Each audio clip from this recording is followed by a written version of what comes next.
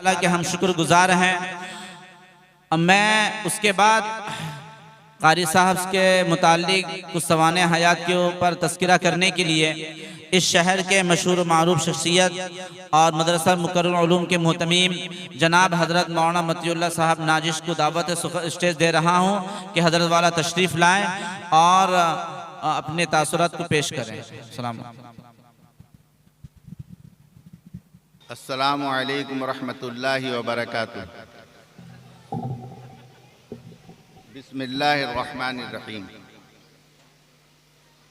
नहमदुहु व नुसल्ली तआला अला रसूलिल करीम। अम्मा बाद। क़ाल अल्लाहु तआला फ़िल क़ुरानिल मजीद वल फ़ुरक़ानिल हमीद। अऊज़ु बिल्लाहि मिनश शैतानिर रजीम। बिस्मिल्लाहिर रहमानिर रहीम। कुल्लु नफ्सिन ज़ाइक़तुल मौत। सदक़ल्लाहुल अलीयुल अज़ीम व सदक़ रसूलुल्लाहि नबील करीम। या ज़ल जलाल वल इकराम, या ज़ल जलाल वल इकराम, या ज़ल जलाल वल इकराम। वस्सलातु वस्सलामु अला सय्यिदिल अंबिया'i वल मुरसलीन।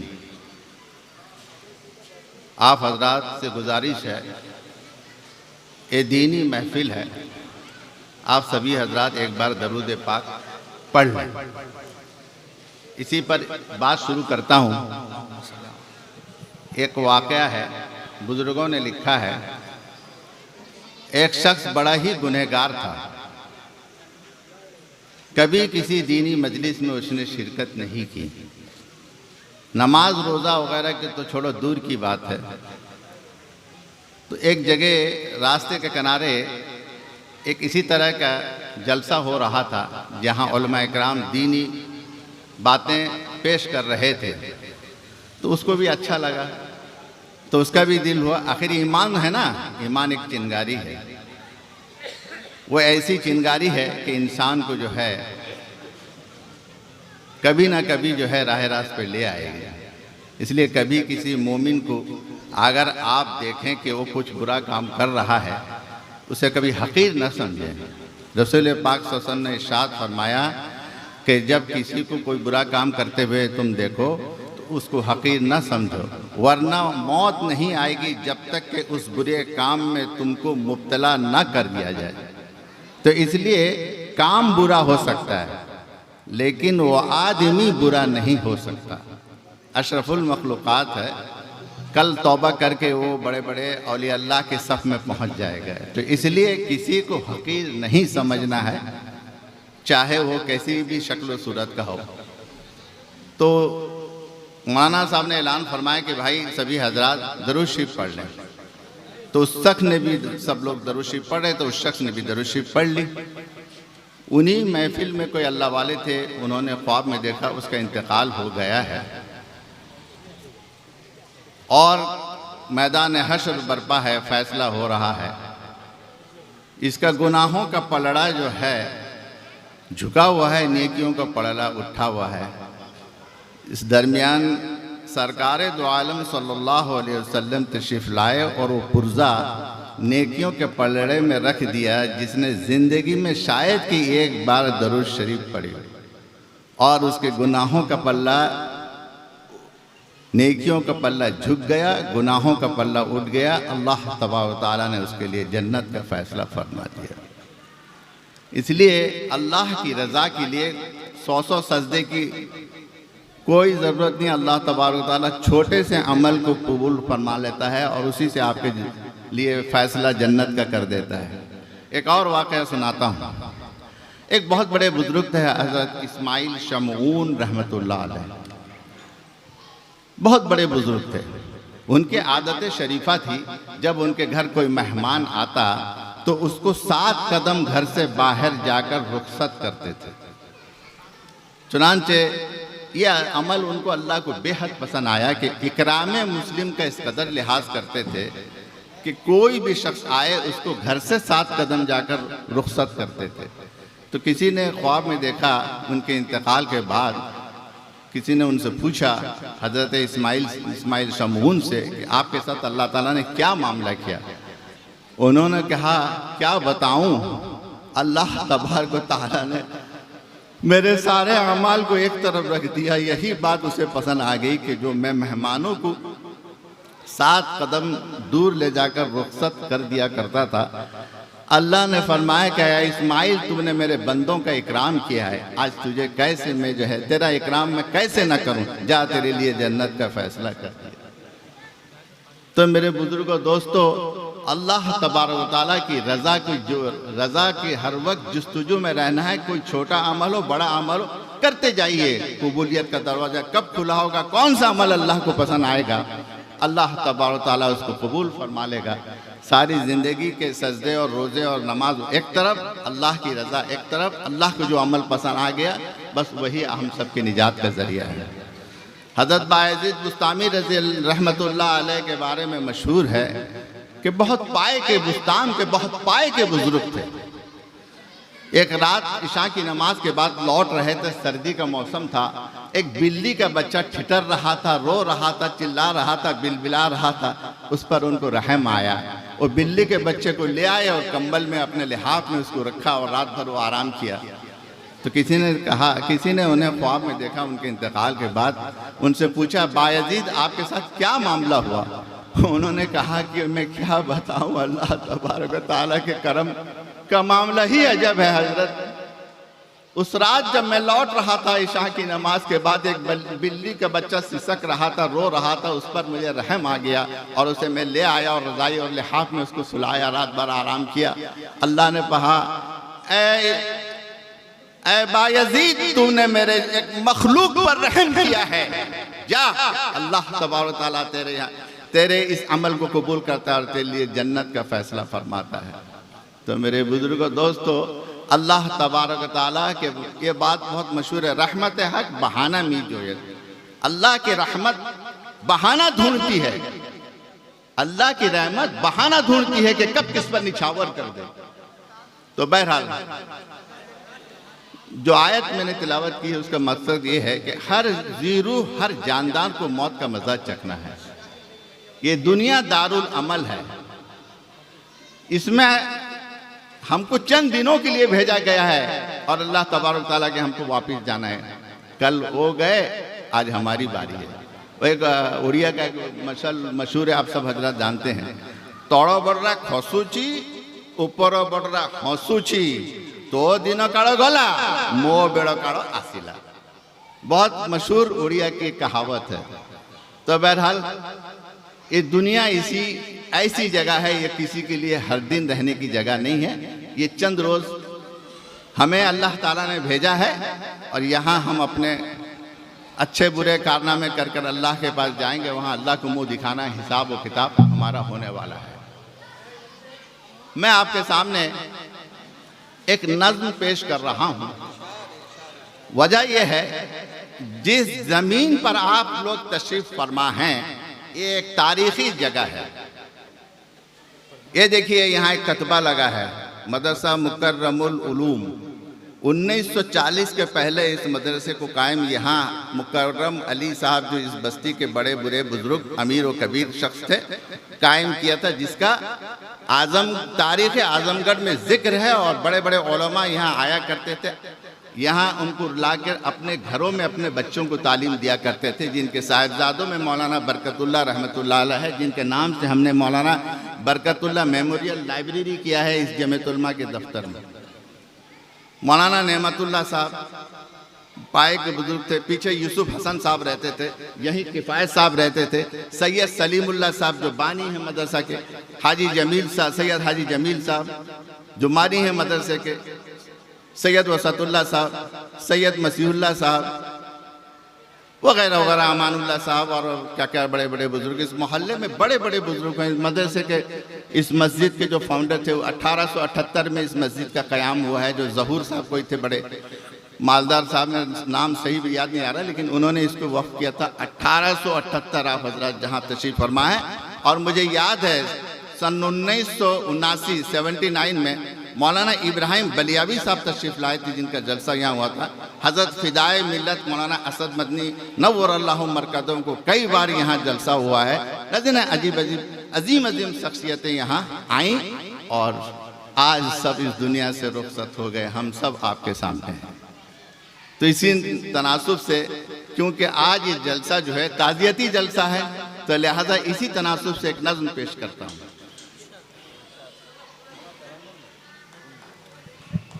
जहाँ में है इबरत के हर सू नमूने, मगर तुझको अंधा किया रंग बूने।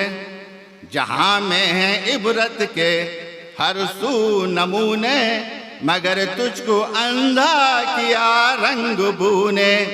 कभी गौर से भी ये देखा है तूने, जो मामूर थे वो महल अब हैं सूने।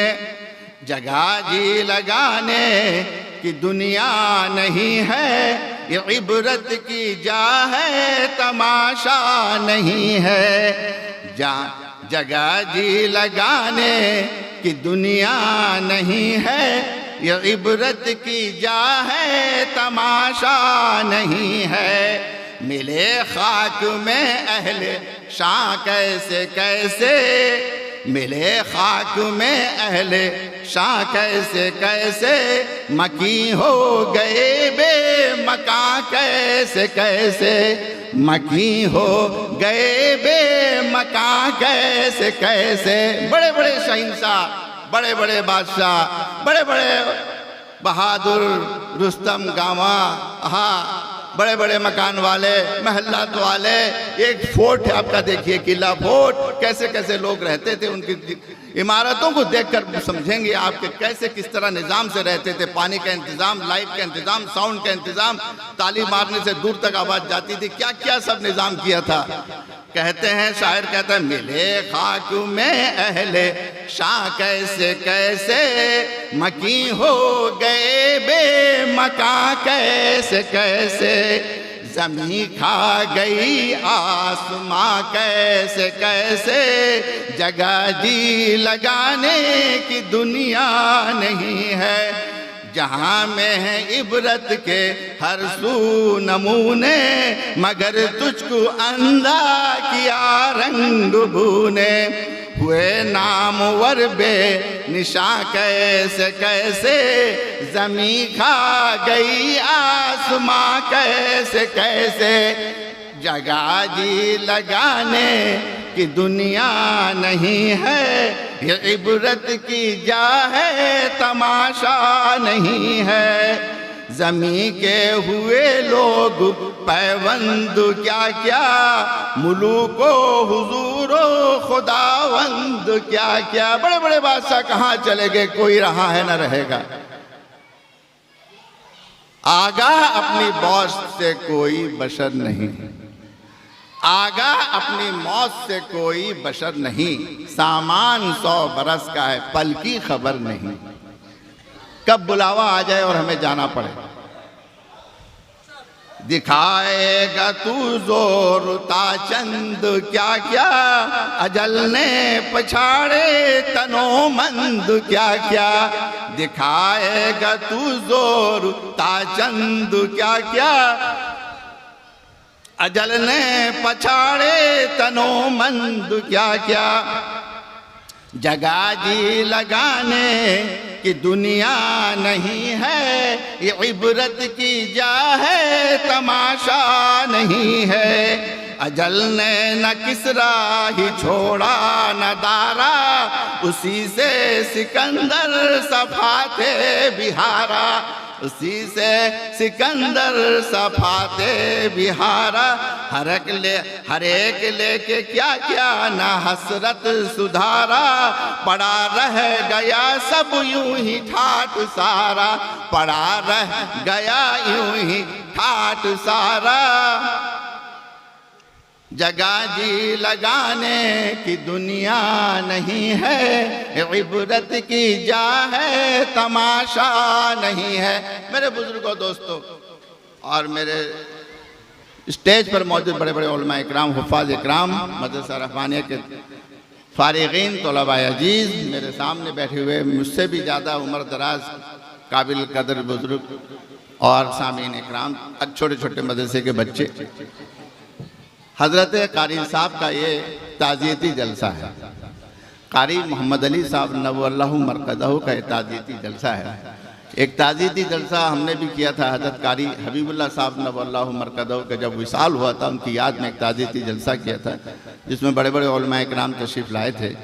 मेरे साथ कटक में दूसरा ताज़ीती जलसा है जो आप हजरात ने इसका इनेकाद किया है। इसकी बड़ी खुशी की बात है कि आपने उलमा और हुफ़ाज़ की कदर तो की, उनको याद तो किया। सल्फ़ सालिहीन का याद करना ये भी इबादत है। हज़रत कारी साहब जैसा कि मालूम हुआ कि 1970 और 71 के अरसे में कटक तशरीफ़ लाए थे। ये हज़रत कारी हबीबुल्लाह साहब के जो है हम सबक हैं अज़मतिया में, कलकत्ता मदरसा अज़मतिया, दारुल कुरान मदरसा अज़मतिया में ये सब तालिब इल्म थे। इन सब के उस्ताद थे हज़रत अब्दुल कवी साहब। हज़रत अब्दुल कवी साहब बहुत पाए के हाफिज़ थे, बहुत बड़े बुज़ुर्ग थे जिनसे मेरे बड़े मरासिम था और उन्होंने इस मदरसे के जलसे में भी शिरकत की है। अब्दुल कवी साहब कारी हबीबुल्लाह साहब के ससुर बड़े पाए के बुज़ुर्ग थे, बड़े आबिद थे और बड़े हौसलामंद आदमी थे जिन्होंने कलकत्ता में दारुल कुरान मदरसा अज़मतिया को चमकाया। सबसे पहले उड़ीसा में उन्होंने जगतसिंहपुर की शाख कायम की और वहाँ दारुल कुरान मदरसा अज़मतिया को कायम करके वहाँ कुरान की तालीम का सिलसिला शुरू किया। गालिबन कारी मोहम्मद अली साहब भी जगतसिंहपुर के मदरसे में पहले मुदर्रिस थे और वहाँ उन्होंने तालीमी फरीज़ा अंजाम दिया। फिर उसके बाद दारुल कुरान मदरसा अज़मतिया जब कटक में कायम हुआ तो उनको यहाँ मुंतकिल कर दिया गया। तो सन 1970-71 से जो है मुसलसल 1982 तक जो है वो दारुल कुरान मदरसा अज़मतिया में काम करते रहे। उसके बाद हिफ्ज़ुल कुरान मदरसा रहमानिया जो है उन्होंने पेंशन लाइन में कायम किया किराए के मकान में और वहाँ वो तालीम का फरीज़ा अंजाम देते रहे अरसा दराज से। गालिबन अभी कुछ सालों 10-12 साल का अरसा होगा शायद। ये हमारे प्रोफेसर मंजर साहब, आपको बताऊं बात तारीख, ये हज़रत प्रोफेसर सैयद मंजर हसन दसनवी, ये भी दसना और बिहार से तशरीफ़ लाए थे। दरअसल बिहार और उड़ीसा एक सूबा के तौर पर था तो बड़े बड़े लोग बिहार से उड़ीसा तशरीफ़ लाते थे, तालीम ताल्लुम के सिलसिले में हुफ़ाज़ और मदारिस की खिदमत के लिए तशरीफ़ लाते थे। उनमें ये प्रोफेसर सैयद मंजर हसन दसनवी जो शायर और अदीब बड़े कमाल के शख्स थे, रबनसा कॉलेज में उनका तकर्रुर हुआ उर्दू के लेक्चर की हैसियत से और तालीमी फरीज़ा अंजाम देते रहे। अब सभी हज़रात जानते हैं ये कटक है, जो यहाँ एक बार आता है अटक जाता है, यहाँ से जाना बहुत मुश्किल है। इसलिए ये 1000 साला शहर, इसकी अपनी एक तारीख़ है। जो आया सो यहीं का होकर रह गया, यहाँ से जाने की ज़रूरत नहीं। आप हज़रात जो आए हैं, जो बाहर से आए हैं, वो भी खैर मनाइए कि आपको फिर कटक से जाना ना पड़े। और आप हज़रात देख रहे हैं कटक के ओरिजिनल बासिंदे जो हैं वो क्या करते थे, बैलगाड़ी और ये वो सब चलाते थे और इधर उधर का छोटा मोटा काम करते थे। जितने आदमी कटक में आपको नज़र आते हैं 100 साल से जो है कटक में बाहर से माइग्रेट करके आके यहाँ आबाद हुए हैं, कारोबार किया है, तालीम हासिल की है। तालीम का हासिल करने का सिलसिला कटक में था अरसा से पहले। ये रेवेंसा कॉलेजिएट स्कूल 1822 का, उसके बाद रेवेंसा कॉलेज। तो यहाँ लोग तालीम हासिल करने आते थे, फिर यहीं के होकर रह जाते थे, यहाँ से जाते नहीं थे। तो इसलिए कटक को अतराफ कटक और बैरूनी कटक के लोगों ने बहुत बुलंदी तक ले गया है और इसकी तारीख और इसकी सखाफत को जो है बुलंद किया है। और यहाँ बड़े बड़े मुजाहिदीन आज़ादी हुए, मधुसूदन दास हो या गोपबंधु दास हो या ये जो चौधरी मनमोहन चौधरी वगैरह वगैरह बहुत से लोग हैं, राधानाथ रथ हो, एडिटर समाज के बड़े बड़े लोग, बड़े बड़े वकीला, बड़े बड़े डॉक्टर हरीश मानती हो या जेपी दास, डॉक्टर जेपी दास हो, और कैसे कैसे ये आपका अभी अभी जिसका इंतकाल हुआ है तिंगा राजू, बहुत बड़ा मेडिसिन का प्रोफेसर और डॉक्टर, न जाने कैसे कैसे लोग, हर फन के लोग यहाँ कटक में आपको मिलेंगे जो किसी और जगह नहीं मिल सकते। ये वो सरजमीन कटक है और उस सरजमीन कटक में ये मोहल्ला उड़िया बाजार जिसके मैदान में आप तशरीफ फरमाए, एक तारीखी मकाम है जहाँ आप हजरात तशरीफ फरमाए। तो ये जो मदरसा 1940 के पहले कायम हुआ था, उसके बाद ये स्कूल हो गया, तो उसके बाद ये मदरसा कायम हुआ 1995 में, जिसके संगे बुनियाद फिदाए मिल्लत हजरत मौलाना असद मदनी रहमतुल्लाह अलैह ने रखा और चल रहा है। तो मेरे बुजुर्गों दोस्तों, कारी साहब ने सारी जिंदगी कुरान की खिदमत में लगा दी। कौन ऐसा आदमी होगा जिसने जिंदगी का सारा, जिंदगी का पूरा हिस्सा कुरान करीम की खिदमत में लगा दिया हो? कोई दूसरा काम नहीं उनका, कुरान करीम पढ़ाना, कुरान करीम की तालीम को आम करना, इसको इन्होंने किया। इतने बड़े काम किए, हमारा यकीन है कि अल्लाह तबारक व तआला उनको जन्नत के आला इल्लीन में जगह अता फरमाएगा।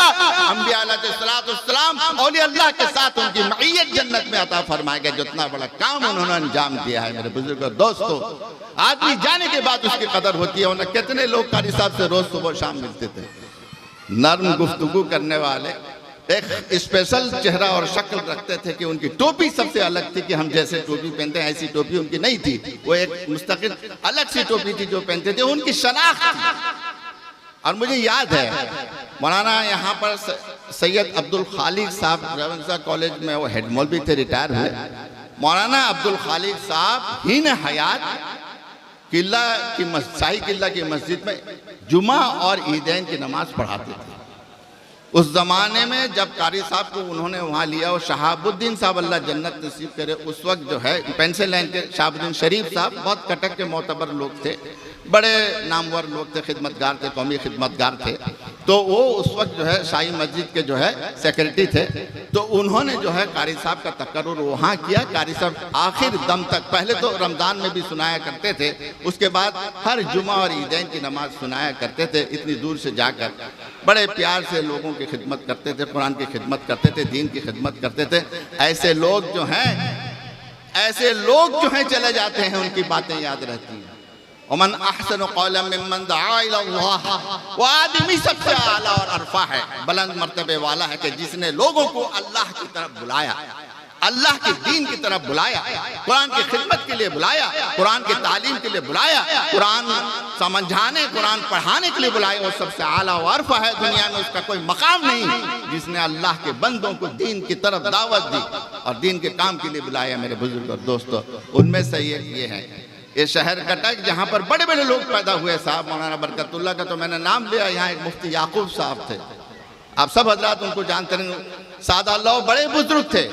इधर जो लसाई में मौलाना अब्दुल रशीद साहब थे नक्काद, मौलाना अब्दुल लतीफ आरिफ साहब थे जो सेमिनरी स्कूल में पढ़ाते थे। ये सब हजरात शहर कटक के बरगुजीदा लोगों में थे। इधर बड़े शायर थे अमजद नजमी, इधर करामत अली करामत, इधर प्रोफेसर कमरुद्दीन साहब, और ऐसे ऐसे लोग, कैसे कैसे लोग थे इस शहर में।